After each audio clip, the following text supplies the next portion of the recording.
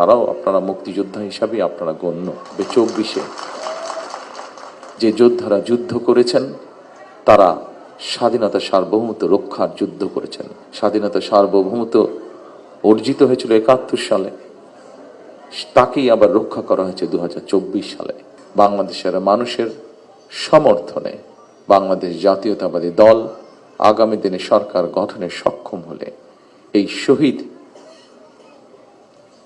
পরিবার যারা আছেন, জুলাই যোদ্ধা যারা আছেন, জুলাই আন্দোলনের যারা শহীদ পরিবার বা যোদ্ধা আছেন, তাদের যে কষ্টের কথাগুলো যে কয়জন ব্যক্তি, যে কয়জন মানুষ তুলে ধরেছেন কষ্টের কথাগুলো, এই কষ্টগুলোকে যাতে আমরা কিছুটা হলেও সমাধান করতে পারি।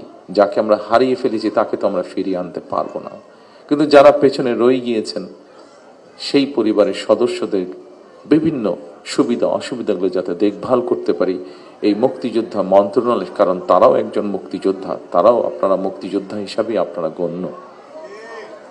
71 সালে আমরা Hire Google TV. New year, new screen. Save up to 25,000. 71 সালে এই দেশের মানুষ, মুক্তিযোদ্ধারা এই দেশের স্বাধীনতা অর্জনের জন্য জীবন দিয়েছিলেন। এই দেশের স্বাধীনতা অর্জনের জন্য যোদ্ধারা ত্যাগ স্বীকার করেছিলেন।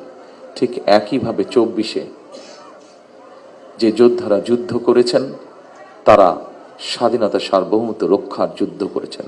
স্বাধীনতা সার্বভৌমত্ব অর্জিত হয়েছিল 71 সালে, তাকেই আবার রক্ষা করা হয়েছে 2024 সালে। সেজন্যই মুক্তিযোদ্ধা মন্ত্রণালয়ের মধ্যে আমরা আরেকটি ডিপার্টমেন্ট তৈরি করব, যাদের দায়িত্ব হবে এই মানুষগুলোর দেখভাল করা, ইনশাআল্লাহ।